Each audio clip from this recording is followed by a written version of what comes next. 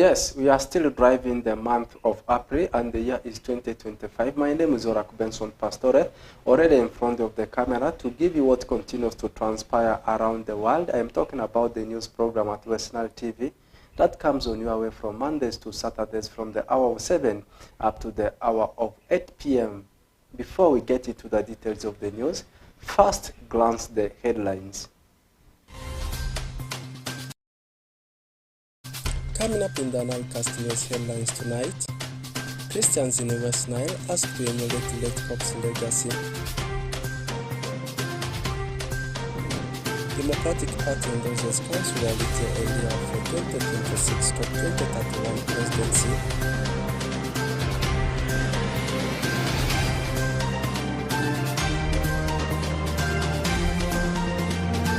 Lastly, RCC condemns the community reaction after URA impoundment yesterday. Details about this in NILECAST news.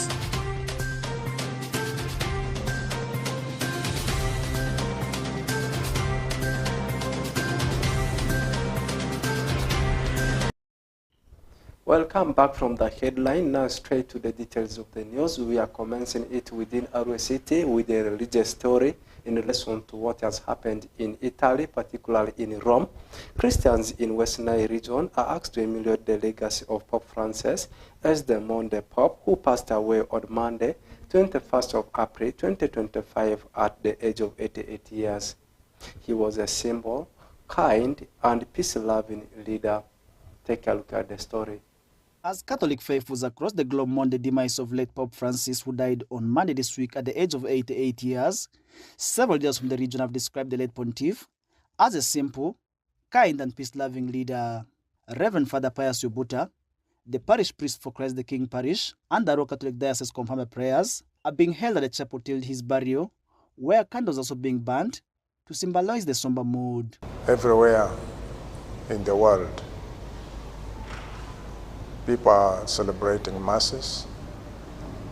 People are praying as individuals in their homes. Some people are traveling to Rome to go to pay their last respects. Right now, as I'm speaking, the body of the Pope is lying on the state. People are paying their respects. As one church, under the one Pope who has been leading us, we pray for him here. So here in Christ the King, I'm appealing to all our Christians to pray for the soul of the Pope. Meanwhile, Catherine Mavedzina Akumu, the member of parliament representing the elderly from northern Uganda, who met the Pope in 2012, shares experience with the Pope as the... It was a very, very good meeting. Then, towards the end of the meeting, we had audience with the Pope Francis, whom I found very, very unique, very warm, very compassionate. He really was a loving person, a caring person, a humble person, who led by very good examples. So if you follow the life of late Pope Francis, you find that he has accomplished a lot. Akumu further implored the population to emulate the Pope's kind attributes. What I would like the people to learn from the examples of the Pope is really to emulate his simplicity, humility, and big heart, because he really had a big heart for everybody, both young and old. There was no discrimination between the people of Uganda. The Pope had no discrimination in religious beliefs. He believed in everybody. Meanwhile, Aikoru Jean Longo, the Community Development Officer in charge of persons living with disability in Arua District, remembers the late pontiff as one who loved and cared for the vulnerable members. Personally, what I know about him is that he really loves the vulnerable people, persons with disabilities, the sick. He loves sharing with the person who is needy, with that needy person, that vulnerable needy person. Pope was one who took after the name of St. Francis of Assisi. And for me, as a visually impaired person, I went through St. Francis School for the Blind, that is Madeira, and I learned Braille from Madeira after being taught by UNAB, yes, but then I learned it from St. Francis School for the Blind. But then the Catholic faith raised me. Relatedly, Matua Job Richard, who works as the Assistant Resident City Commissioner in charge of Arua City, asked Christians to embrace the Pope's simple lifestyle. Throughout his life, he lived a life of simple aspect, sleeping in a guest house instead of the official papal residence, putting on his old shoes, old black shoes, instead of the traditional canonical brownie glittering shoes of a pope. All we can learn about that is humility. As the world now waits for the Pope's final burial, slated for 26th of April 2005, Honorable Muzaid Kemis, the mayor for Arua Central Division, is appealing to the Catholic fraternity in the city to embrace his final send-off through offering prayers. As we are within the demarcation of the Catholic faith, I want to appeal to the Catholic faith of Arua Central Division and the entire city. Particularly, I want to dedicate this to my brother, Pius Yobuta, the most loved Catholic I have there. I want to see that if we can have a very decent prayer for our late Pope, I will be the most happiest leader within Central Division. The late Pope Francis visited Uganda in 2015 and leaves behind a lasting legacy. Farish Majid, Oraku Benson Pastore, West Nile TV, NILECAST. Now taking our trend to political affairs, Democratic Party has endorsed the Councillor Alitia Elia for 2026-2031 presidency. This was during regional engagement in Arua City, attracting different aspirants in the name of the party and the party supporters across the region. Take a look at the story. As 2026 election period nears and gears up, Democratic Party, one of the longest living political parties in Uganda, has endorsed Councillor Alitia Elia, the current vice president of the party, as the next president of the Republic of Uganda, 2026-2031. This was during a regional engagement in Arua City, attracting different aspirants in the name of the party and party supporters at large in West Nile region. Councillor Alitia Elia, who has been the party's vice president for the last 10 years, highlights the public on the primary purpose as to why he is contesting. I have been vice president for 10 years. I got elected vice president in 2015. I wanted to implement a mission for DP in northern Uganda, and the most critical was building party structures in the north. And we are going to do our best to make sure DP gets back to its original political space and asserts its political power and mandate to lead Uganda into good governance, constitutionalism, rule of law, equal opportunities, and a strong economy for this country. Our party deserves a leadership that is for God and that works for Ugandans. Meanwhile, Ben Yuma, who is contesting in the position of Teregu District LC5 chairman, says Councillor Alitia Elia's move has inspired him to contest because of the suffering the people continue to encounter. When I hear of Honorable His Excellency Alitia, Councillor Alitia, becoming the President of Uganda, taking the DP, becoming the President, I said, for me, I cannot stay at home, I cannot stay in those facilities without drugs. I better go and follow him because a true leader has come. Members of West Nile, this is the West Nile team. We have problems nationally and local. Not for bad, for long we have been led by our worst. Our worst. Our leaders have been the worst people. And the others are thieves. I cannot fear to say this. Thieves mixed with the worst people.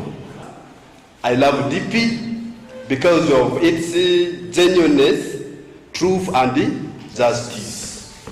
and I'm there. I'm going to be the LC5 chairperson of Terego district. Similarly, Aikobwa Philiam, who is contesting the position of LC5 chairman Marsa district, says most of the politicians in Marsa district are serving party affairs, eliminating their real political responsibilities. The politicians, they are dodging their political responsibility. Because if you don't take your political responsibility, who will take for you? We are here as a PP.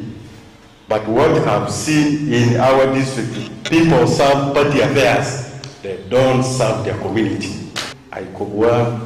Your people have suffered enough. Why can't you go and lead your people to the promised land? And that's the background which has really ignited me to come and offer myself for the position of LC5 chairmanship in Marasa district local government. The Democratic Party is a moderate conservative political party in Uganda, formed some good number of decades ago, led by Nobert Mao at the moment, and the mission is to promote participating democracy and good governance. Oraku Benson Pastore, compiling the story for Western Television NILECAST. Now moving to social in relation to economic affairs, Arua City Resident City Commissioner Darcy Salim Kumaket condemns community reaction after URA impoundment. This was after gunshots rocked Arua City yesterday as officers attached to Uganda Revenue Authority masked with smuggled goods after a successful operation from Abirisel, Yapi Ward in Arua City to Arua Central Police Station. Take a look at how things transpired.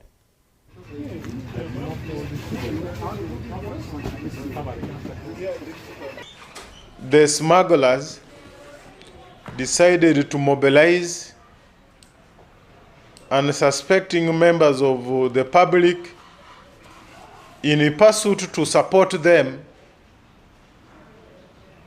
in their criminal acts of smuggling these items. But I also want to put it that smuggling is an effort to fight your own country. Smuggling is an effort to fight development of your country.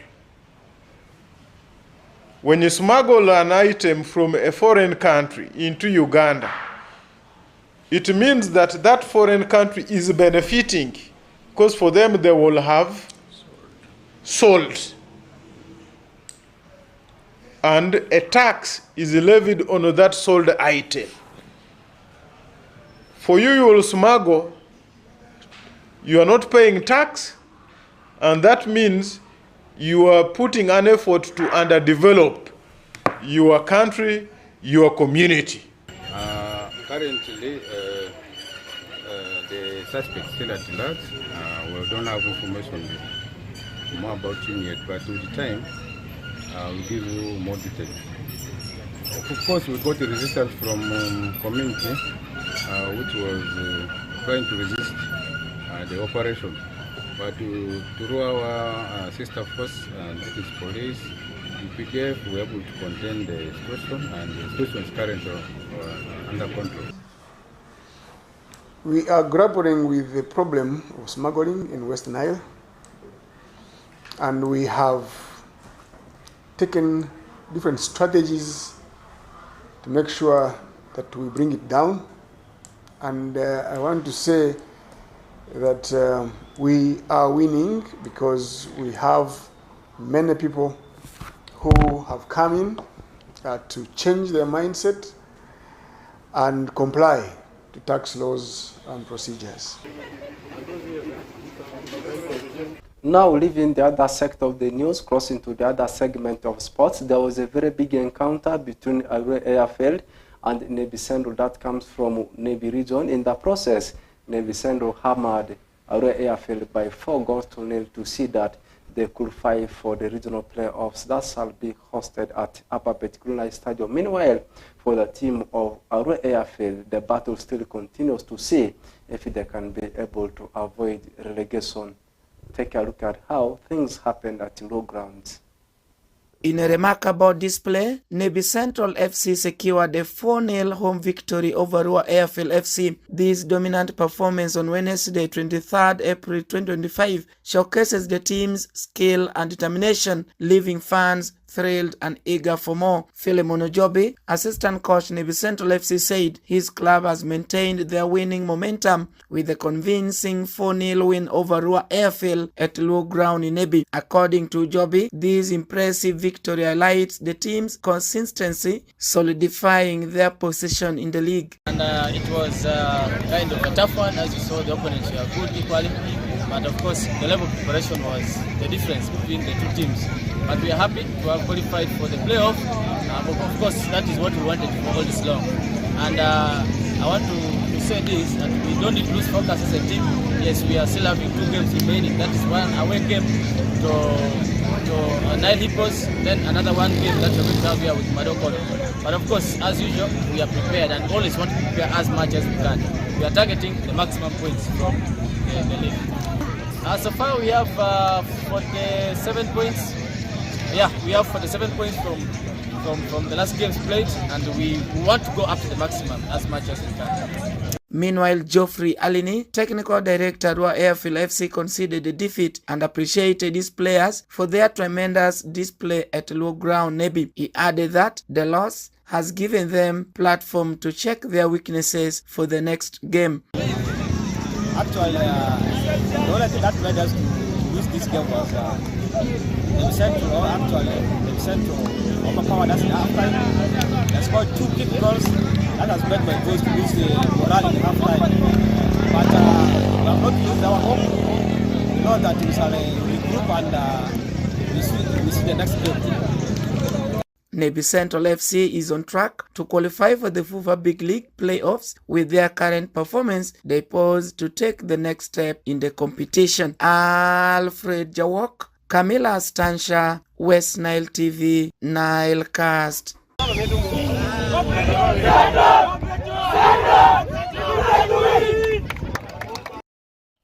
Not only that, also in Africa and in Europe, things continue to happen in the world of sports, and games were played in Europe yesterday, with Athletic Bilbao edging Las Palmas by a 1-0 in Spanish Primera Division. And in the results of the other games that were played yesterday in Spain, Celta Vigo hammered Villarreal by 3-0. Meanwhile, for Deportivo Alaves, they had a 1-0 win over the team of Real Sociedad. And for the Los Blancos, that's Real Madrid, they reduced the gap between themselves and the Catalonian-based club Barcelona to thus 4 points after edging Getafe by a 0-0. And then in Italian Serie A, Cagliari lost at home into the hands of Fiorentina by 2-1.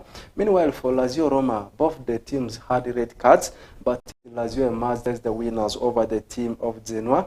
And for the Bianconeris, that's all the ladies, I am talking about Juventus, things never worked out for them yesterday night, and they were edged by Parma by a 0-0. And the last game, which was yesterday, was between Torino and Udinese.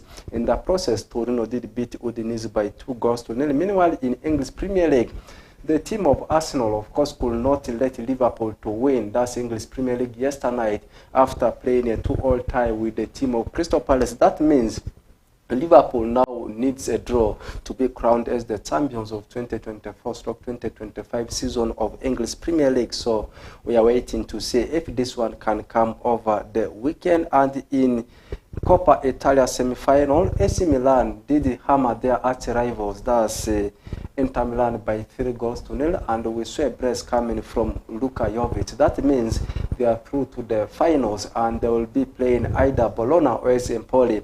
With the other semi-final match will take place tonight between Bologna and Empoli, with Bologna leading already 3-0. That means it's likely to be a final between Bologna and the team of AC Milan. Leaving that one there, taking a look at the games to be played today, still in Spanish Primera Division, Leganes will have a date with Girona as Sevilla travels away to Osasuna. For Atletico Madrid, they will be sitting at Venda Metropolitan as they welcome Rayo Vallecano. For Real Valladolid, they will be traveling away to inform Real Betis.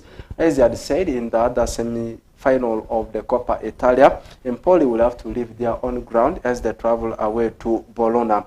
These are the games to be played today. And in German Bundesliga tomorrow, there will be a game between Stuttgart and Heidenheim. Meanwhile, in Italian Serie A, one game on the card with Atalanta set to host das Lecce. And then in French League 1, Paris Saint-Germain will be maintaining principality despite the Princes as they welcome Nice. And the biggest of it, of course, will also be happening tomorrow in the semi-finals of, not in UEFA Champions League, not in Copa Libertadores, not in CONCACAF, but in our own African Champions League, whereby a very big encounter will be between Al Ahly of Egypt as they will be taking on the Mamelodi Sundowns of South Africa. These are one of the biggest giants we have from African soil. The first leg of these games we have played, whereby Mamelodi Sundowns played into a barren draw, that's in South Africa. Now they are heading to Egypt. And remember, Al Ahly, they are the defending champions. This game will be at 7 p.m.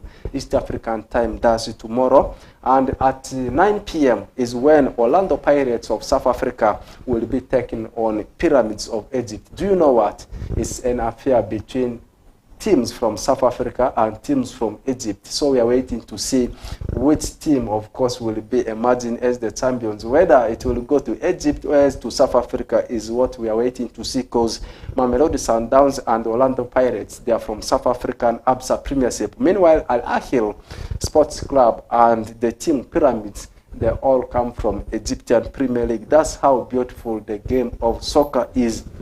Before I leave the studios, by the way, that's all what I had for you. That's in the world of sports. But before I leave the studios, there is a vital information here since the period of election nears, because next year, around Feb, there will be, of course, doing our election, and the Electoral Commission has already come up with a vital information here. It's all about the Electoral Commission 2025/2026 roadmap for general elections. So the first information is like this: display of the General National Voters Register, which will commence on 25th of April to 15th of May 2025. Then the second information here is display of registers for special interest group.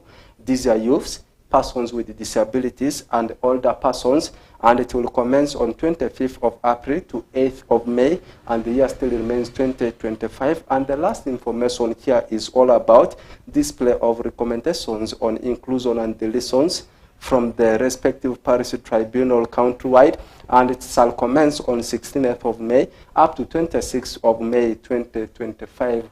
These are the informations, vital informations. As the voters, of course, you will have to take them keenly.